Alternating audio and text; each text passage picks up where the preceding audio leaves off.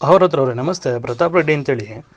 ಒಂದು ಅರಳಿ ಮರ ದೊಡ್ಡದು, ಒಂದು 15-20 ವರ್ಷ ಹಳೇದು ಮರ, ತುಂಬ ಚೆನ್ನಾಗಿದೆ, ಚಿಗುರೊಡೆದಿದೆ, ಎಲ್ಲ ಬರ್ತಿದೆ. ಬಟ್ ಇದಕ್ಕಿದಂಗೆ ಯಾಕೋ ಒಣಗೋಗ್ತಿದೆ. ಇದಕ್ಕೇನು ಮಾಡ್ಬೋದು ಅಂತ ಒಂಚೂರು ಪರಿಹಾರ ಹೇಳಿ ಅವ್ರ ಹತ್ರ ಅವ್ರೆ. ಬುಡದ ಹತ್ರ ಕಾಂಕ್ರೀಟ್ ಎಲ್ಲ ತೆಗೆದು ಸ್ವಲ್ಪ ಸಡಿಲ ಮಾಡಿ, ಬೆಲ್ಲ 3 ಕಿಲೋ, ಉಪ್ಪು, ಕಲ್ಲುಪ್ಪು, ಲೋ ಕ್ವಾಲಿಟಿ ಬೆಲ್ಲ ತೊಗೊಂಡ್ರು ಪರವಾಗಿಲ್ಲ, ಚೆನ್ನಾಗಿ ಮಿಕ್ಸ್ ಮಾಡಿ ಬುಡದಲ್ಲಿ ನೀರಲ್ಲೇ ಚೆನ್ನಾಗಿ ಮಿಕ್ಸ್ ಮಾಡು. ಒಂದು 3 ಬಕೆಟ್ ನೀರಲ್ಲಿ ಚೆನ್ನಾಗಿ ಕಲಿಸ್ಬಿಟ್ಟು ಅರಳಿ ಮರದ ಬುಡಕ್ಕೆ ಹಾಕಿ ಸುಮಾರೊಂದು 28-48 ದಿನದೊಳಗಡೆ ಚಿಗುರ್ಕೊಳ್ಳುತ್ತೆ ಬದುಕೋದಾದರೆ. ಇಲ್ಲಾಂದರೆ ನೋಡೋಣ ಏನಾಗಿದೆ ಅಂತ. ಪ್ರಾಣಿ ಪಕ್ಷಿಗಳಿಗಿದ್ದಂಗೆ ಮರಗಳಿಗೂ ಸಾವು ಅನ್ನೋದಿರುತ್ತೆ. ಹುಟ್ಟಿರೋದೆಲ್ಲ ಈ ಜಗತ್ತಲ್ಲಿ ಸಾಯಲೇಬೇಕು. ಹಂಗೇನಾದರೂ ಪ್ರಾಕೃತಿಕವಾದ ಮರಣ ಆದರೆ ನಾವೇನು ಮಾಡೋಕ್ಕಾಗಲ್ಲ. ನೋಡೋಣ. ಹತ್ರ ಅವರೇ ಒಂದು ಕೇಳಬೇಕಾಗಿತ್ತು ನಿಮ್ಮ ಹತ್ರ.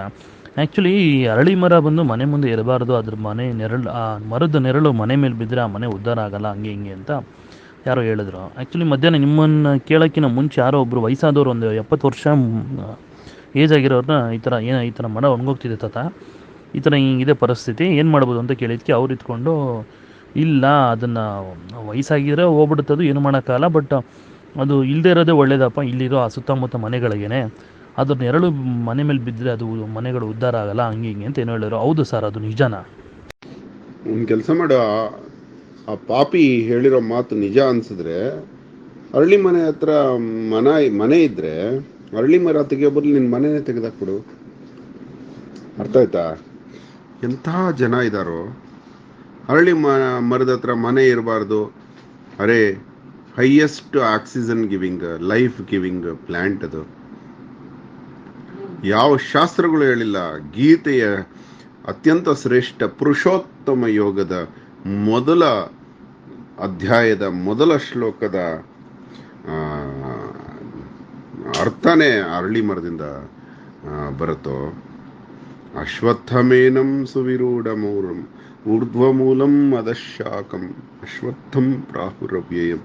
ಇಂಥವರೆಲ್ಲ ಹೇಳಿ ಎಷ್ಟೋ ಜನ ಹುಣಸೆ ಮರ, ಅರಳಿ ಮರ ಅಂತ ತೆಗೆದು ಪಾಪ ಕಟ್ಕೊಂಡಿದಾರಲ್ಲೋ.